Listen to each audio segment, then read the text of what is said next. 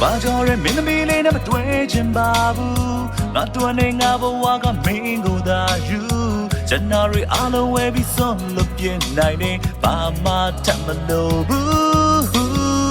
ဘာကြောင့်လဲကောင်းကောင်းသားလည်းမစီချင်ပါဘူးငါလိုတဲ့ငါဘဝကမင်းကိုသာယူဇန်နဝါရီအားလုံးဝယ်ပြီးဆုံးလို့ပြင်းနိုင်နေဘာမှထပ်မလို့ဘူး